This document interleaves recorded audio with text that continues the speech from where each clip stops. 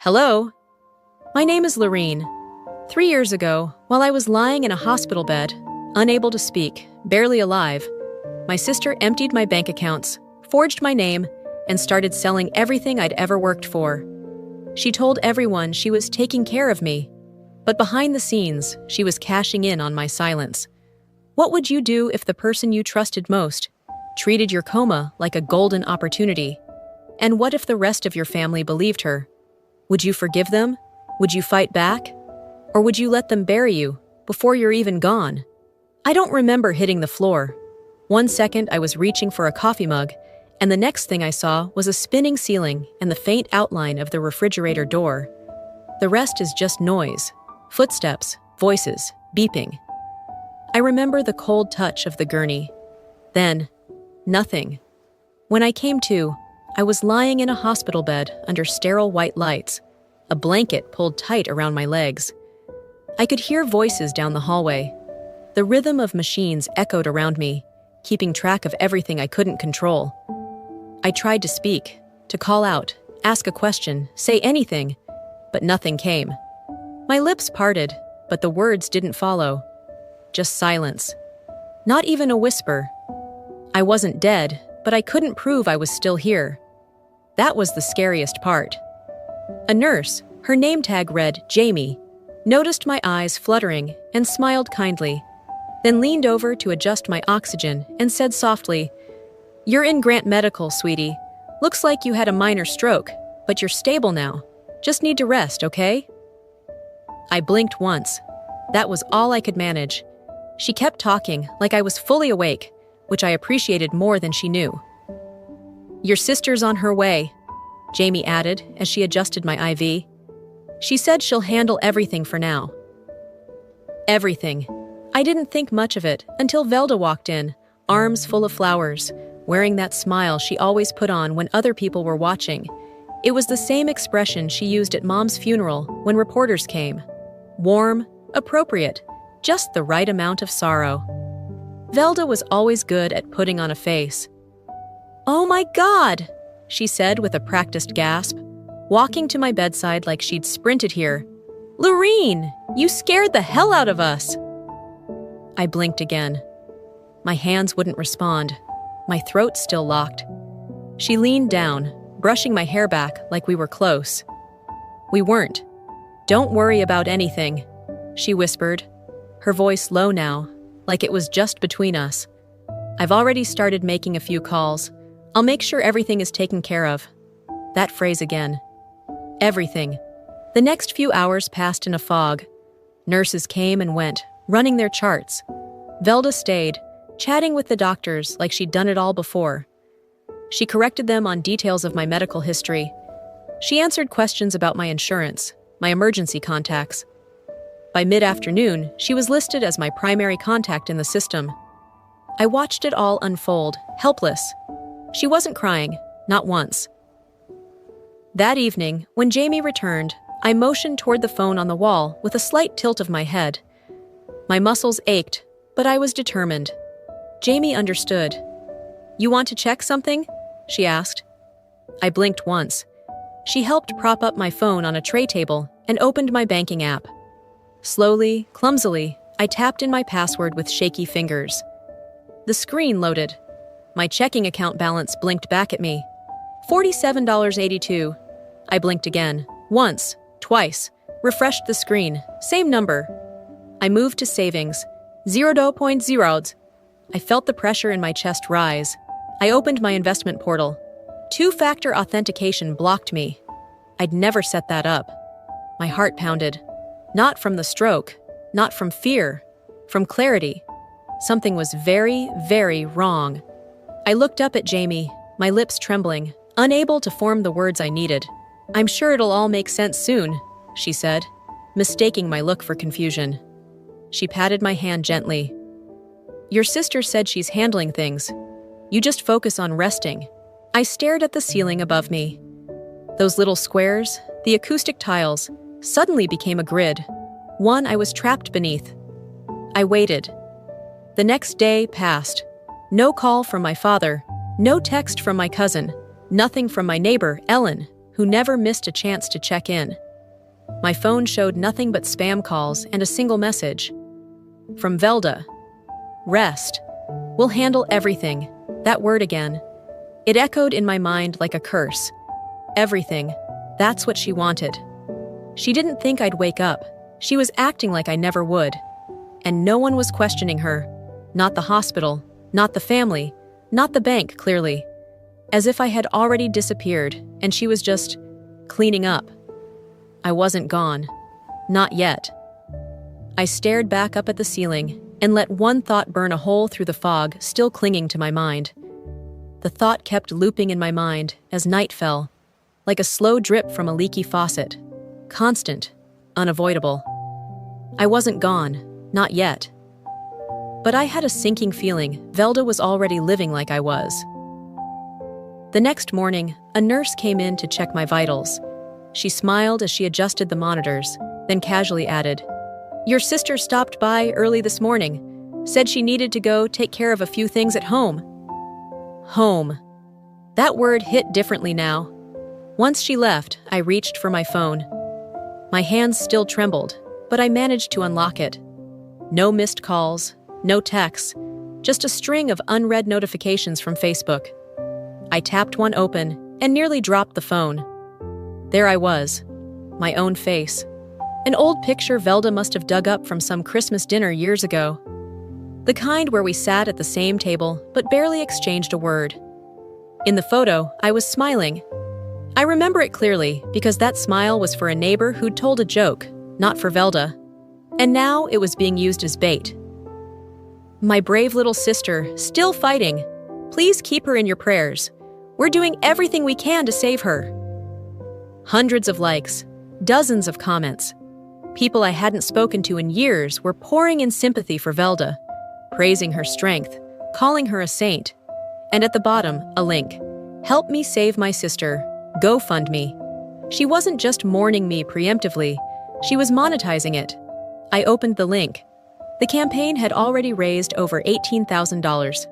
The description was filled with poetic phrases Velda couldn't have come up with on her own. Every dollar helps. Hospital bills are piling up. I've left work to care for her full time. What work? She hadn't held a steady job in years, but the part that got me, really got me, was at the end. Even if she doesn't wake up, I want to do right by her. Even if. That wasn't a sister hoping for my recovery. That was a woman hedging her bets. I set the phone down, trying not to shake, but the room suddenly felt smaller. Not because of the walls, but because the world outside no longer saw me as present. Velda had taken my voice, and now she was borrowing my image too. Hours passed. Another day blurred by. Still no messages from Dad? No call from Ellen down the street. Just more people commenting, tagging each other, sharing the post like it was a charity telethon. Even a few old clients from my design days left sweet notes. One even wrote, "Velda, you've always been the strong one." The strong one? She couldn't handle a grocery list without panicking, but now she was being canonized. Later that evening, a nurse named Rena entered to do the evening rounds. She was brisk but kind, told me I was making good progress and might start speech therapy soon.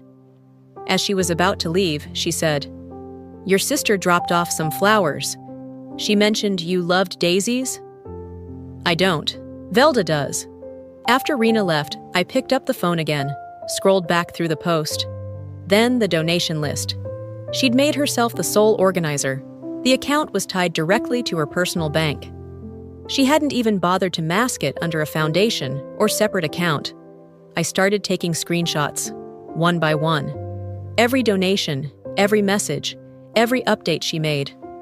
I opened a note app and began a timeline. Not because I knew what I'd do with it yet, but because something inside me whispered, "You'll need this." By the end of the night, I had compiled almost 40 screenshots. I organized them by date, labeled the folders by topic. I didn't know if anyone would believe me later, but at least I'd have my side of the story, ready to be told. No one had called me, but that didn't mean I was alone. Velda had taken my voice, but I still had my mind. The next morning, as light leaked through the blinds and a cart clattered down the hallway, I stared at the phone beside me. Its screen was dark, still and quiet, just like the people I thought I mattered to. No new texts, no voicemails, just the digital trail Velda had been carefully curating to the rest of the world. But inside these four walls, the truth sat heavy on my chest, and my silence wasn't from weakness anymore. It was from watching them rewrite my story before I even had a chance to finish it. While I waited for the nurse to return with my breakfast tray, I opened the folder on my phone where I'd saved the screenshots. Scrolling through the photos, the fake captions, the donation amounts, the praise Velda was soaking in like bathwater, I caught sight of a name I hadn't seen in years. My ex-coworker, Janice. Her message read, "Velda, you've always been so selfless. Lorene's lucky to have you." That's when it hit me. They didn't just believe her lies. They preferred them, easier to digest, neater. My quiet strength had never been loud enough to earn applause. But Velda's drama? Her curated sadness? That was compelling. Before I could spiral any further, a knock tapped on the doorframe. Jamie, one of the daytime nurses, peeked in with the hospital's old beige landline in her hand. "Hey, Ms. Raskin. Someone named Holton. Said she used to live across from your mom's place. She asked if she could speak with you." I nodded quickly. Jamie helped press the phone to my ear. "Lorene, it's June Holton, sweetheart." Her voice hadn't changed, a warm rasp, like someone who still smoked menthols and drank sweet tea out of mason jars. "I didn't want to bother you, but I saw Velda outside your mama's house yesterday. She was with a real estate agent, had a sign and everything. Is that house not still in your name?" I couldn't answer, but I didn't need to. The silence must have said enough. "Oh, honey," June murmured. "I just thought you should know." I squeezed the receiver, my nails biting into my palm. I mumbled a soft thank you before Jamie helped me set the phone back on the table. After she left, I sat in that room, the beeping of machines fading to a dull hum behind the roar in my head. My mother's house, the house I had moved back into to care for her, bathe her, feed her, sleep in a chair beside her bed for months, while Velda sent thinking of you texts and excuses from the city. That house wasn't just real estate, it was sacrifice, it was a promise. I opened my tablet and pulled up a browser. The Wi-Fi here was slow, but it didn't take long to find it. There it was. Charming two-bedroom cottage on a quiet tree-lined street. Perfect starter home. Price to move at $285,000. Below the description was a contact email, velda.whitcomb@gmail.com. She didn't even try to hide it. I swallowed hard, not out of shock, but because the numbness I'd been clinging to was starting to burn away, replaced by something sharper. She was selling our mother's house. My house. Without a word. I took a screenshot, then another. I saved the listing and attached it to the folder where I had been collecting her lies. I opened my notes app and added a line under the timeline. 10:32 a.m. Zillow listing found. Velda's email as contact. That folder was getting thicker by the hour. I laid the tablet down and looked out the window. Down below, in the hospital's parking lot, cars came and went. People passed with coffee cups and visitors' badges, unaware that upstairs someone was being erased. Quietly, politely. I thought back to the last time Velda and I were in that house together. It was the week before Mom passed. Velda showed up for exactly 2 nights. She brought wine, told stories, laughed too loud. She barely noticed the smell of medication in the air or the sound of the oxygen machine cycling through its labored rhythm. And when she left, she kissed Mom on the cheek and whispered, "Let me know when it's over." But I stayed. When Mom stopped eating, when her hands curled up from arthritis, when she confused me with Velda, when she finally slipped away during a rainstorm, her hand in mine. I stayed. Velda wasn't there for the hard parts. She didn't earn that house. But now she was pocketing it like spare change. I didn't cry. Not this time. Instead, I picked up my phone and pressed record. I narrated the Zillow listing aloud, then added a voice note about June Holton's call. I explained the house's significance, the care I'd provided, the lies being stacked against me. I saved it all. This wasn't about revenge anymore. It was about record-keeping. She'd written me out of the narrative, but I was rebuilding my version, one receipt at a time. That afternoon, after the nurse brought my lunch tray and adjusted the blinds, I stayed quiet. Not because I had nothing to say, but because silence was the only power I still had. I let them all believe I was too foggy, too frail to notice anything. I wasn't. My speech hadn't returned fully yet, but my mind, sharp. Maybe sharper than before.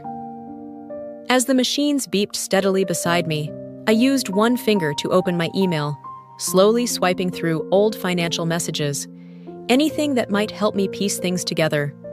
I wasn't sure what I was looking for until I saw it. A subject line. Confirmation of new power of attorney, approved. My breath caught in my throat. I tapped it open with my trembling hand. It was from my investment firm. The attachment was a PDF, a signed document showing Velda as my legal representative, with full control over all my assets. It had my signature, my name, in my handwriting. Only I never signed it. The date? The same day I was admitted to the ICU. I stared at the screen, my heart pounding, not from fear, but clarity. I zoomed in on the signature. It looked like mine, close enough for someone who hadn't seen me sign a check in years. But I could tell. The pressure points were wrong. The slant wasn't mine. The curl on the L was too neat. She forged my name. Not just to call herself helpful, not just to play hero. Velda legally took control of everything I had while I was unconscious. This wasn't exaggeration. It wasn't a mistake. It was fraud. I didn't panic. I didn't cry. I saved the document. After dinner, which I barely touched, I asked Jamie, my nurse, if she could help me make a call from the landline. She smiled and nodded, dialing for me. I mouthed the name and the number, holding up shaky fingers. Jamie offered to stay in the room, but I shook my head. She gave me privacy and stepped out. The dial tone rang. Twice. Then a voice picked up. "Jerome Faulkner," the voice said. I closed my eyes and steadied my breath, then whispered, slow and hoarse. "It's Lorene." A pause. Then, calm but firm. "I've been waiting for this call." I told him everything I knew so far. My voice was low, broken in places, but I made sure the facts were clear. The donation page, the Zillow listing, the power of attorney. Jerome listened, didn't interrupt. When I finished, he asked me 3 questions. Specific, legal, tactical. I answered them all. Then he said, "I'll handle it from here. But Lorene, you cannot let her know you're aware of any of this. Not yet." I agreed, not because I wanted revenge, because I needed to protect what was left. That night, I didn't sleep. Instead, I set up a new email thread on my tablet. I labeled it Reclaim. Into it, I dropped every screenshot, every photo, every forwarded email. I set permissions so only Jerome and I could access it. I created backup copies on 2 separate drives. While the hospital lights buzzed overhead and the hallway fell silent outside my door, I crafted the beginning of something new. A quiet record, not of pain, but of proof. Velda had always been sloppy when she felt victorious. She thought she had won, that I wouldn't recover, that if I did, I'd be too disoriented to do anything about it. She was wrong. Jerome started by flagging my bank accounts and investment portfolios.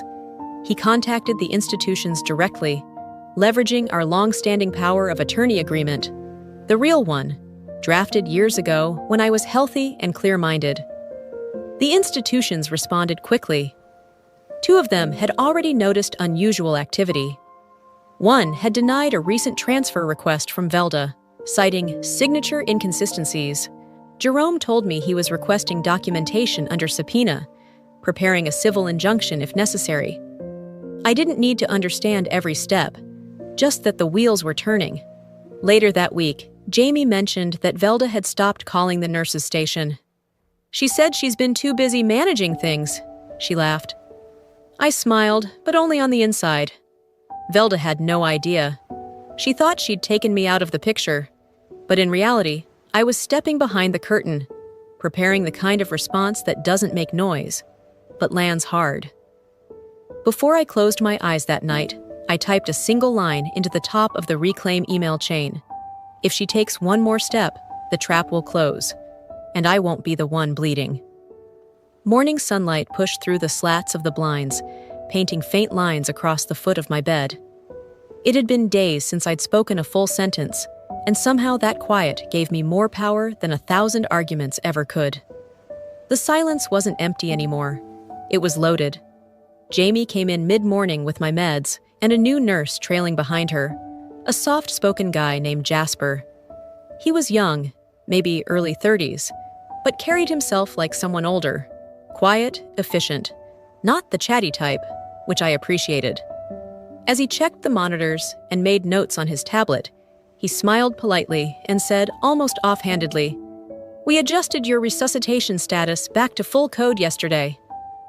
I blinked. Full code? I hadn't known it had been anything else.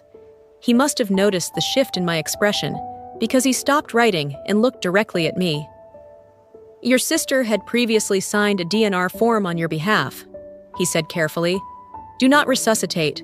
Said you two had talked about it. But when your neurological assessments started to improve, we reviewed everything and updated it. Just so you know." I stared at him, unmoving. She signed a DNR. Without my knowledge. Without my consent. And she told them we'd discussed it. We hadn't. Not once. I gave Jasper the smallest nod I could manage, then closed my eyes. Not from fatigue, but to steady the fire now rising in my chest. That woman had walked into this hospital, looked the staff in the eye, and told them to let me die quietly. This wasn't just about money anymore. This was survival. By early afternoon, I was able to hold the hospital tablet long enough to check my encrypted email again. I opened a new message from Jerome. His response was short but direct. Confirmed. Velda transferred the Woodland Hills duplex into her name. Escrow closed 3 days after your admission. Signature matches previous forgery. Deed recorded under her personal trust. I didn't even flinch. The duplex was a small investment property I'd bought 6 years ago. Nothing grand. A rental with 2 tenants and a modest income stream. I'd kept it under my name, paid the property taxes, and updated the insurance myself every January. She stole that too. I exhaled slowly and emailed Jerome back.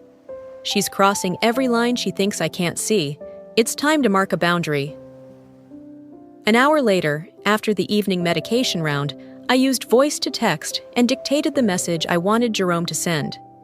If there is one more unauthorized transaction, we escalate. No more waiting. Civil litigation. Formal proceedings. Full discovery. I didn't ask for approval. I didn't need to. That night, Jerome sent Velda a preliminary legal notice. Nothing too loud. Just a nudge. A reminder that someone was watching, and that the person she thought was gone was not. He copied me discreetly. No reply came from her end. The next morning, Jamie brought breakfast, and Jasper returned for vitals. As he took my blood pressure, he spoke softly. "I read through your updated directive," he said. "You're listed now as your own medical decision-maker again. Just wanted you to know. We cleared Velda's access yesterday." That single sentence gave me more strength than any medication.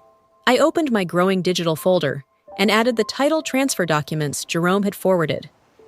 Then I saved Jasper's statement as a note, marked with the date and time. There was no confrontation, no shouting, just methodical preparation. I wasn't building a wall, I was setting a trap, a quiet one. By late afternoon, I was able to sit up for longer stretches without needing assistance. I moved slower than I wanted, but my focus was sharper than ever. That night, with the room dim and the machines humming low, I stared at the ceiling and visualized each piece of evidence I'd gathered so far. I played Velda's moves like a chessboard. Each forgery, each lie, each theft. I wasn't angry, not in the explosive way Velda probably expected. I was cold, focused. This wasn't vengeance, this was preservation. When Jamie came in to check on me before her shift ended, she leaned over and said gently, "You've been real quiet lately. I don't know if you know this, but quiet people usually come back with a roar." I smiled. Only on the inside. Because I wasn't roaring. I was listening. To everything she thought I'd miss. Every careless step. Every smug assumption. Every time she said, "Don't worry, I'll handle it." Velda didn't know it yet, but the line had already been drawn. Not in ink, not in blood, but in cold, documented precision. The next morning came quietly. The nurses moved through the halls like shadows, their shoes barely audible on the polished floor. The usual hospital murmur was comforting in its own strange way.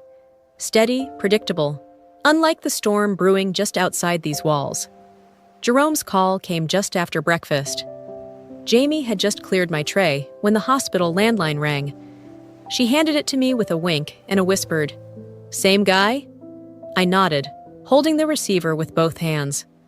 My grip steadied the second I heard his voice.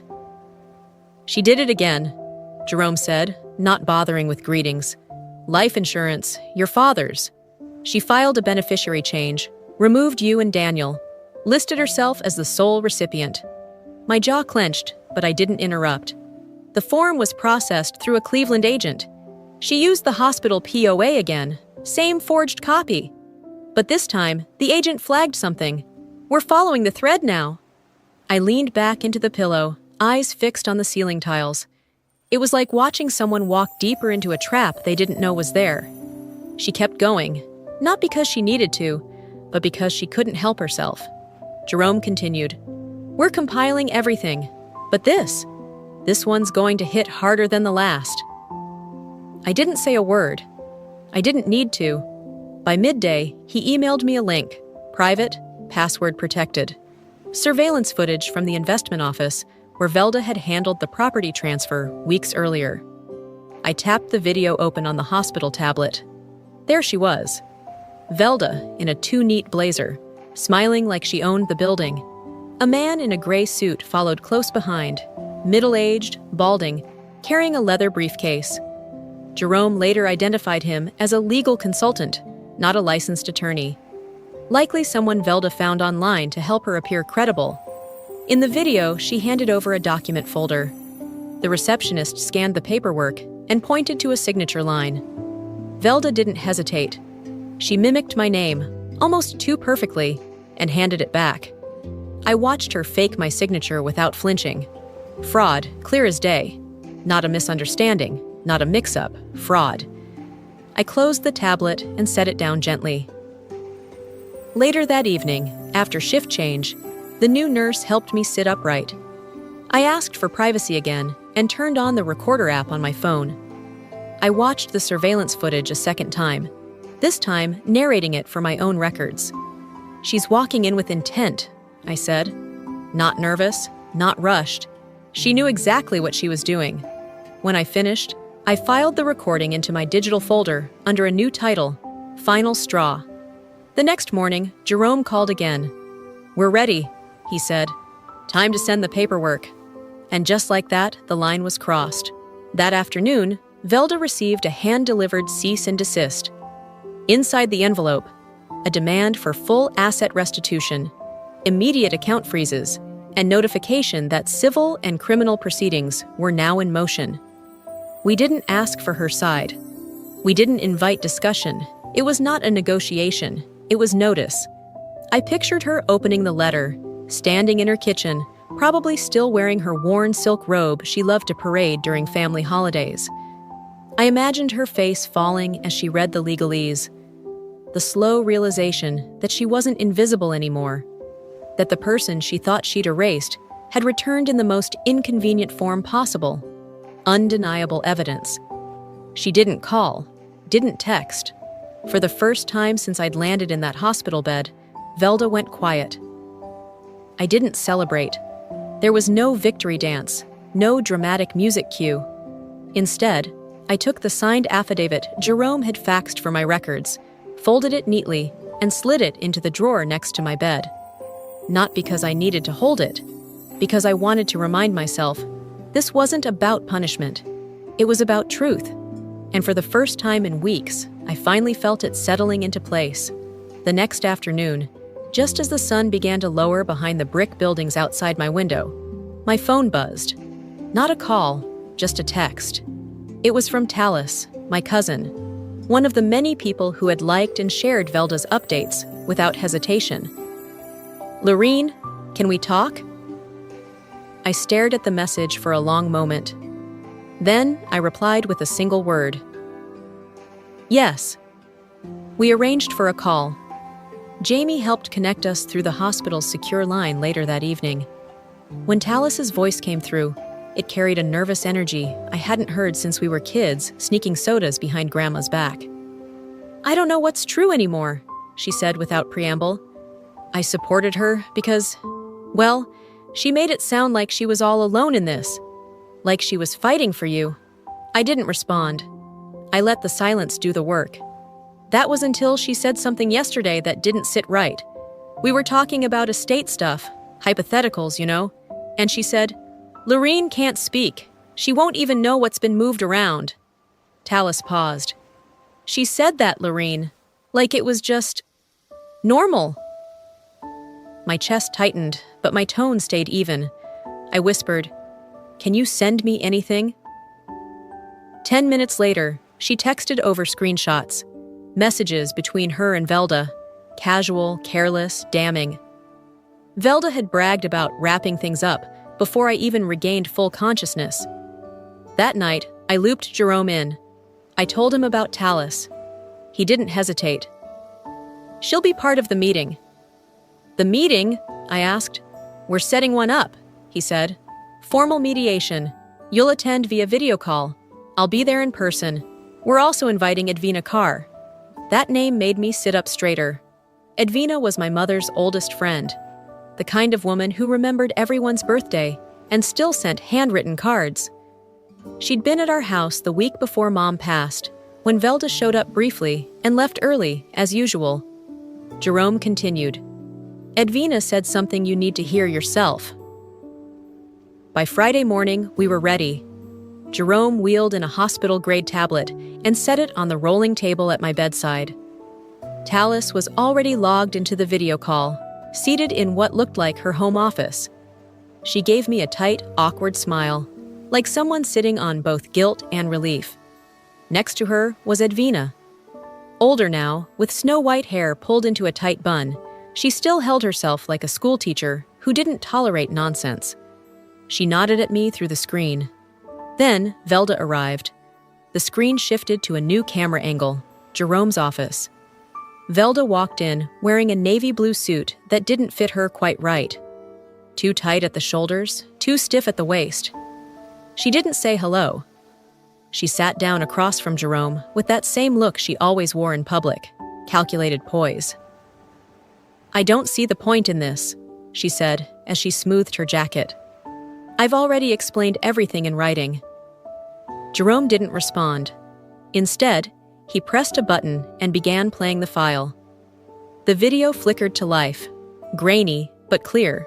It was my mother, sitting in her old armchair, the one by the window with the frayed edges. Her voice was softer than I remembered, but her words were clear. "Velda," she began, looking directly into the camera, "this isn't your house.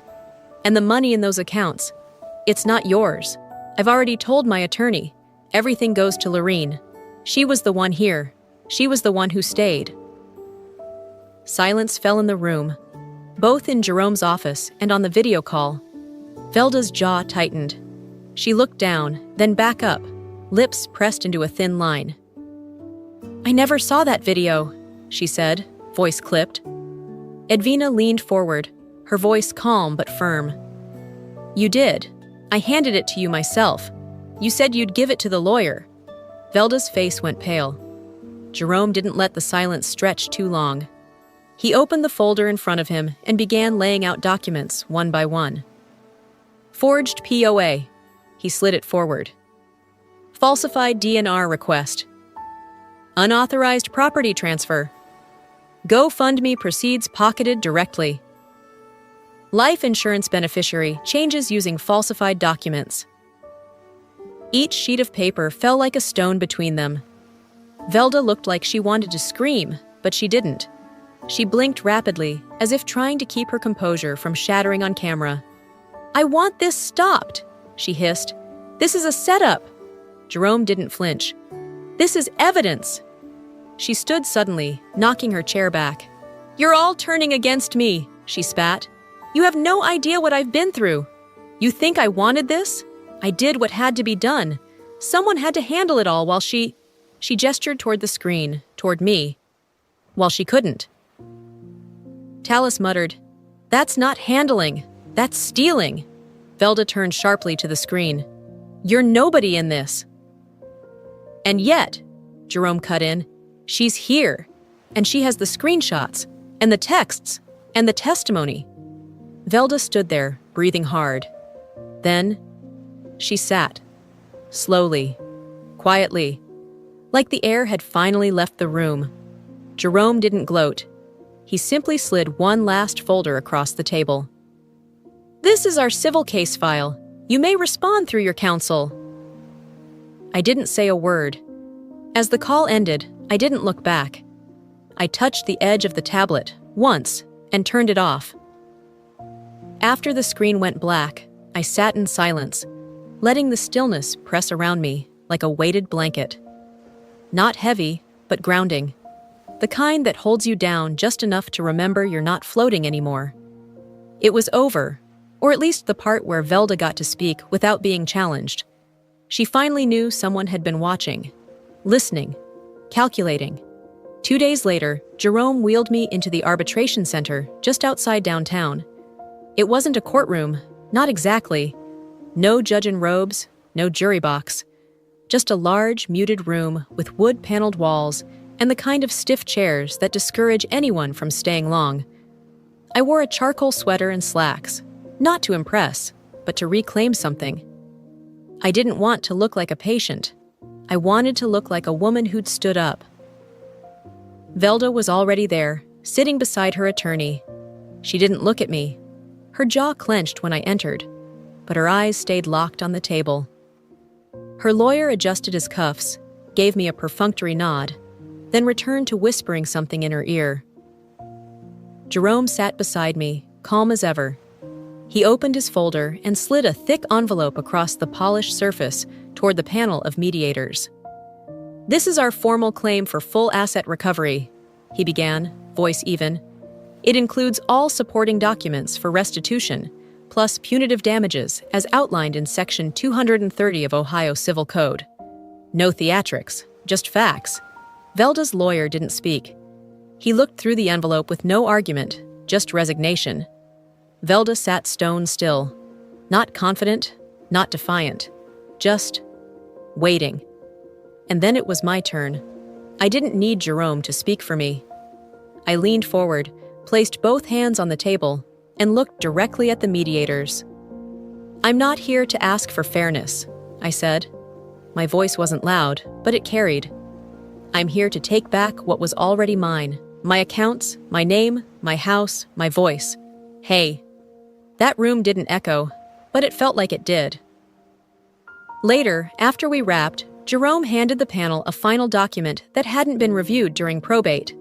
It was tucked deep inside a folder labeled Personal Notes, the kind of file most people skim or discard. It was a handwritten letter. My mother's handwriting, tilted, tight cursive I could spot from across the room. I didn't need to read it again. I knew every word by heart.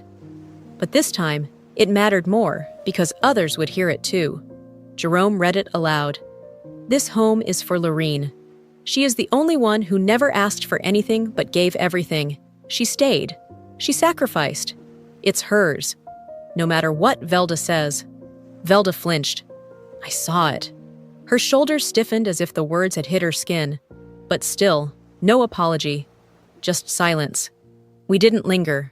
Jerome and I left quietly. Outside, a light breeze tugged at the hem of my coat as we crossed the parking lot. No reporters, no cameras, just sky, open and clear for the first time in a long time. That afternoon, Velda got a phone call she hadn't expected. The prosecutor's office. Apparently, when you use a forged medical directive to alter legal documents, when you reroute donated funds from a fake campaign, and when you file beneficiary changes under false pretenses, people pay attention. The civil case had triggered a criminal investigation. I didn't see her when it happened. I only heard about it later, how she collapsed in the courthouse hallway, knees buckling, mascara streaking. Not because she regretted it, but because, for the first time, she couldn't control what happened next. She called Jerome's office. He didn't answer. A month passed. The air cooled, and the leaves outside my new window shifted from golden to brittle brown. I was finally discharged, walking out of the hospital on my own legs, slower than I'd like, but steadier than anyone expected. I didn't go back to my old condo. I didn't want walls that had watched me be erased. I moved into my mother's house, legally mine, restored in title and deed. The kind of quiet that filled it wasn't empty. It was earned. There were no throw pillows arranged by Velda, no wine stains on the kitchen counter from her brief, dramatic visits. Just me. I unpacked slowly, room by room. I saved the photo for last. It was the only one Velda hadn't stolen in her sweep of personal things weeks ago. Just me and Mom on the back porch, laughing. No filter, no staging. I hung it in the hallway near the door. That evening, I opened the front window and watered the geraniums. The porch creaked under my step, something I'd been meaning to fix but hadn't. The neighborhood was quiet, just the soft sounds of leaves brushing against each other and the occasional car passing by. Then my phone buzzed. I didn't need to check the screen to know who it was. The area code gave her away. I let it ring. Then I turned the phone face down and sat on the porch, watching the last of the light settle behind the trees. The phone didn't ring again that night. The following morning, I fed my dog, Max, a beagle mix with too much bark for his size, then stepped out to grab the newspaper. The porch boards still creaked under my feet, but they sounded less like a burden now, and more like an old friend reminding me I was home. 3 years had passed since I walked out of that hospital on my own 2 feet. The scars had healed. Most of them, anyway. I taught watercolor twice a week from the sunroom Mom used to keep her quilting machine in. The smell of turpentine and paper filled that space now, not the hush of illness. Life had settled into a quieter rhythm. Not lonely, just quiet enough to hear myself think again. It was on a Thursday, somewhere between lesson prep and sweeping the porch, that the knock came. Soft, hesitant. 2 short taps, then a pause. I knew before I opened the door. She stood there in faded jeans and a weathered windbreaker, eyes sunken a bit deeper, shoulders slightly slouched. She looked smaller than I remembered, not physically, but in presence. Time hadn't been gentle to her, and I didn't mean the years. I meant the weight of living in a world where the lies eventually stopped working. I came to say, "I'm sorry," Velda said. No hello, no apology rehearsed. Just that. I didn't step aside. I didn't open the screen door. She didn't expect me to. "I thought you were gone," she said, brushing hair from her face like it would somehow help her words land better. And I thought I deserved it, after everything I'd been through. Her voice cracked, not with emotion, but with strain, like she'd worn it too thin, trying to sound like someone she used to be. I looked at her for a long moment. Then I said, "And I thought you were my sister." She flinched, just slightly, but it was there. She didn't ask to come in. She didn't cry. She stood still, shifting her weight from one foot to the other. A woman who had once steamrolled over every boundary I ever set, now struggling to figure out if she was allowed to stand on my porch. "Do you hate me?" she asked quietly. I took a breath, but I didn't rush my answer. "No," I said, and that's the hardest part. We stood there in silence, the kind that stretched. Not awkward, just real. There was nothing left to explain, no speeches, no outbursts. Just two women standing on the ashes of something they both once believed in, unsure of how to rebuild it, or whether they should. After a moment, Velda nodded. "I just needed you to know," she said. Then turned and walked down the steps, her shoes barely making a sound on the gravel path. She didn't look back, and I didn't invite her to. That evening, I finished a painting I'd been working on for weeks, a soft, moody landscape of a house at dusk. The windows glowed amber. The trees around it bowed slightly, like they were offering protection. It wasn't my house, not exactly, but it carried the soul of what I'd rebuilt here. Before I cleaned my brushes, I added one final detail: a single chair on the front porch. Empty, not because someone was missing, but because there was now space for stillness, for peace. I hung the canvas above the fireplace. Max barked at the sound of a squirrel scurrying outside, then curled at my feet as I made a cup of tea and sat down on the porch. The night air was soft, not cold. The kind of evening where the crickets sang, not screamed.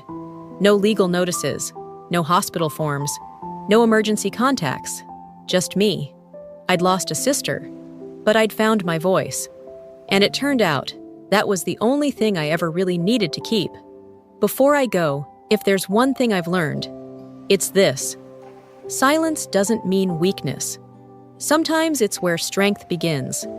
I spent years believing that staying quiet meant keeping the peace, that if I just gave a little more, loved a little harder, or stayed a little longer, things would balance themselves out. They didn't. People will take as much as you let them. And the ones closest to you? Sometimes they're the first in line when you falter. But that doesn't make you naive. It makes you human. And what matters is not how much they took, but how you rebuild after they're gone. I didn't raise my voice. I didn't burn bridges. I just chose me. So if you're watching this and you've ever felt invisible, dismissed, replaced, or betrayed by someone you trusted, know this: you can come back, quietly, powerfully, on your own terms. Now let me ask you, have you ever had someone in your life cross the line and act like you'd never come back? What did you do about it? Or are you still holding your truth inside, waiting for the right moment to speak? Drop a comment below. Let me know where you're watching from, or just type 1 if this story reached a part of you that still needed to be seen. And hey, if this story meant something to you, even just a little, make sure to hit that subscribe button so you don't miss the next one. We've got more stories coming, real ones, quiet ones, the kind that stay with you long after the video ends.